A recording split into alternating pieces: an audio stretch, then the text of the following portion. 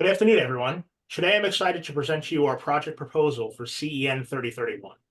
Our team, Group 7 from Section 20619, consists of Abdul Alakashi, Giovanni Bahar, Dylan Dixon, and myself, Keith Kamer. Together, we've worked diligently to develop a comprehensive project that we believe will address a significant need in our community. The members of our team include myself. I will be the project manager, so I will be in charge of organizing the team, leading any documentation necessary, and also helping to develop the software. Giovanni will be the Scrum Master. He'll be in charge of assigning development roles, managing GitHub repository, and also helping to develop software. And Abdul Alakashi and Dylan Dixon are our developers. They will focus mostly on the core task of software development. We've entitled our project Linkage, and the purpose is to create a reliable and efficient platform for individuals and businesses to find, book, and manage service appointments with local service providers. The vision behind Linkage is to provide a seamless solution for those needing quick local services. Imagine a web-based application where you can effortlessly find and book professionals like plumbers, makeup artists, or AC repair technicians. Our platform not only helps users find these services, but also allows businesses to manage their listings, their availability, and the customer interactions effectively. Unlike traditional booking methods, which involve endless phone calls and emails, Linkage offers a modern user experience with an intuitive UI, ensuring that users of all ages and abilities can quickly get the help that they need. To bring this vision to life, we've chosen our technology stack very carefully. For the front end, we're going to use React to build dynamic user interfaces and manage the application state. JavaScript will be our primary scripting language, while HTML will be used to structure our web pages. We chose to use Tailwind CSS for its utility-first approach to styling, which will help us create a clean and responsive design. For the back end, we're utilizing Mongo database. This NoSQL database will allow us to efficiently store, update, and retrieve data, providing a seamless experience for both users and service providers. We hope that Linkage will revolutionize the way people find and book local services by providing a user-friendly, efficient, and reliable platform. Our team is dedicated to making this project a success, and we look forward to continue with development. And now I'll pass it on to Dylan to talk about our risk management plan. Thank you, Keith. I really appreciate it. So like Keith mentioned, I'm going to be going over our risk management plan, and then I'll also touch on the first half of our user stories before passing on to Abdullah to talk about the second half of the user stories and the product backlog. With our risk management plan, we want to be prepared for instances in which we might hit some roadblocks. It's good to talk things through ahead of time and make sure that any issues that we might encounter while putting this application together, we've thought through and have a contingency plan for.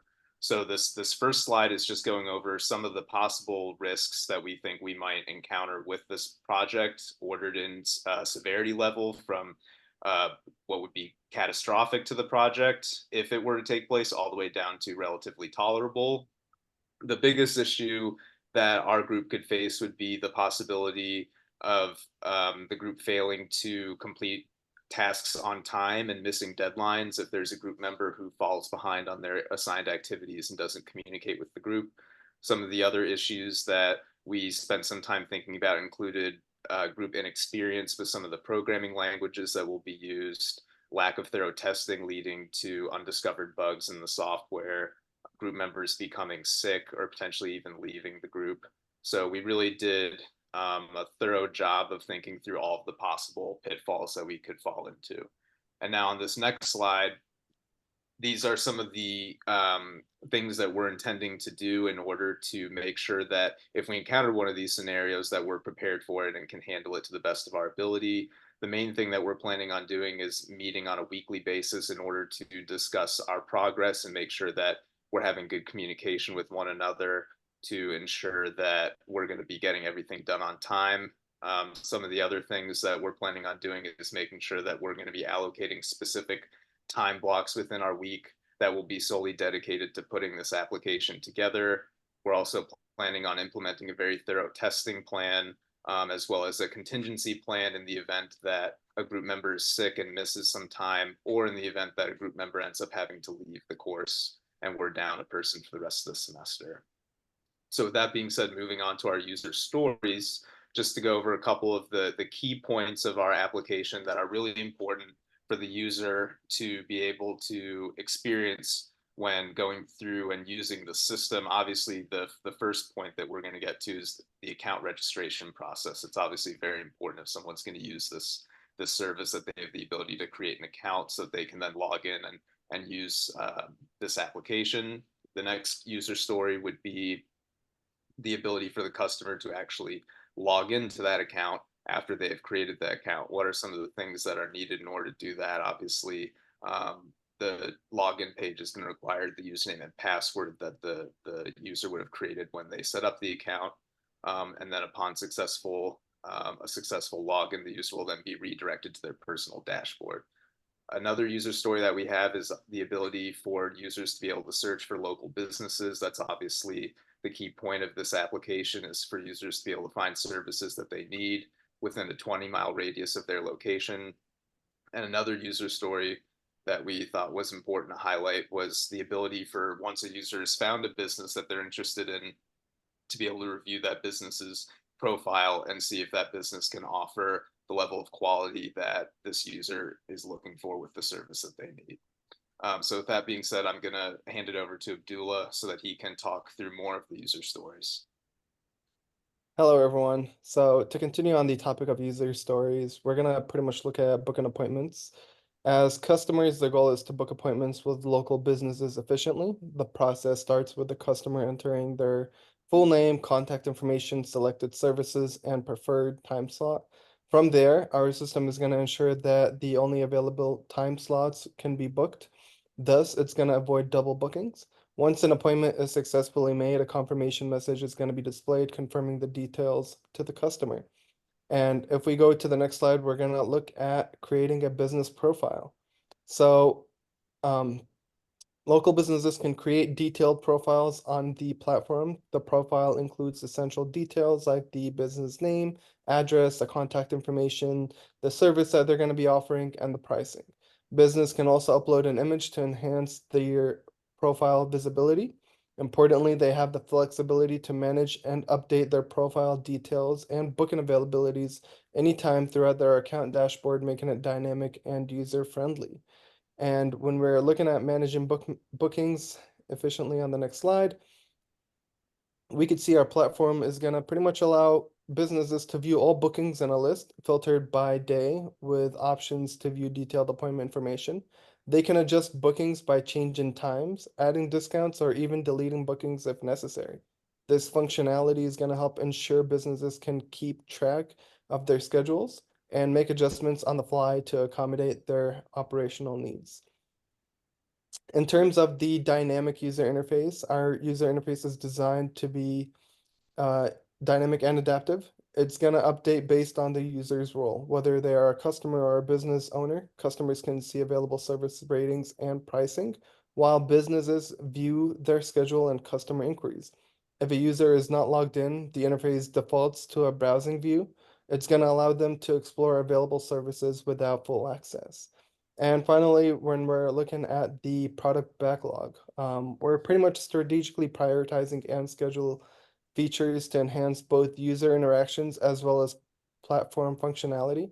This includes the design and development of user interfaces for account registration and login, along with robust backend systems for efficient account and booking management. We are mainly focusing on the dynamic updates to help response for user interactions and improve business profile management and booking processes. Each feature is assigned to story points reflecting its complexity and effort distributed among team members and to be tackled over various time periods throughout the semester. Our objective is to make sure that everyone ensures that the features are not only met for the user needs, but to enhance the platform's operational efficiency and make sure that our goals and managing our development workload efficiently. Hey guys, my name is Giovanni Behar. I'll be going over the architectural design part of our project. So basically, we have decided to use the MVC, which stands for the Model View Controller pattern. I think this pattern is particularly suitable for a booking system because it does offer a lot of separation of concerns.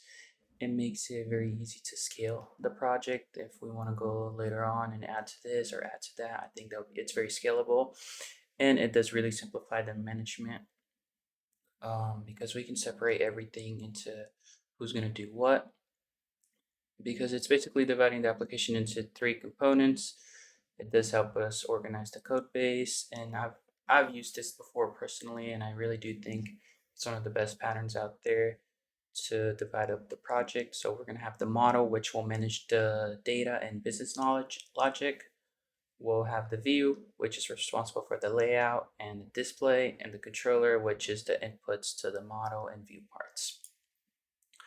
So here we can see the composition into the components. We'll have the user model, which will manage the user data and the authentication. The service model, which will handle the details about the service offered. The booking model, which will manage the booking data and logistics. And the review model, which will be responsible for storing and retrieving the user reviews. So for the view components, we'll have the customer interface, which will enable the customers to create their accounts, reset their password, of course, search for service, and book appointments.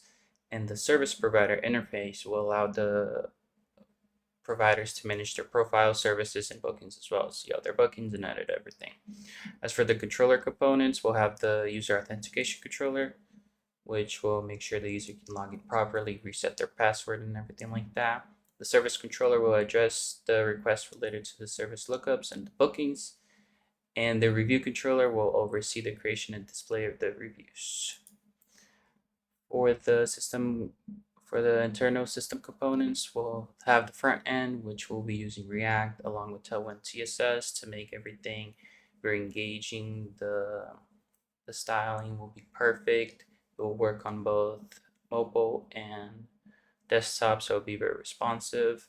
For the backend, we're planning to use Firebase services for user authentication, cloud functions, so we don't have to run a server or anything like that. But for the database, we will be using MongoDB to store collections of user service bookings and reviews. So basically what we're thinking of doing is we'll do the authentication with Firebase, and then we'll simply, every time the user creates an account, we'll use that email to place it inside the database in MongoDB. And that's where all the user data will be. So Firebase will just help with the authentication, but the actual Firebase and everything that needs for the app to function will be on MongoDB. For the external interfaces, for example, we were planning on using Stripe for payments. That's something we're going to be implementing into our application. We're going to be using the Stripe API. And as I mentioned a little bit of a while before, we're going to be using the Firebase authentication along with the cloud functions to end user authentication and email notifications. I believe Firebase really does a good job helping us with that. And here are the structures and layers for our application. You can see the presentation view, as I mentioned, will be very responsive with design for both mobile and desktop platforms and be very interactive. So the user has a very engaging experience. The application layer will have API endpoints that connects to the front end to the Firebase services and the MongoDB database. We'll also make sure security measures are put in place to make sure only the authenticated users have access to their information. The data access layer this model will include the user data, service information, the booking data, and the reviews data, which will all be placed inside the MongoDB database that we're going to create from scratch. Of course, you can call the APIs to create, read, update, delete records in the database. So far, we haven't run into any problems. Our next step is to start sprint 1 and start implementing some of the most important features of our program.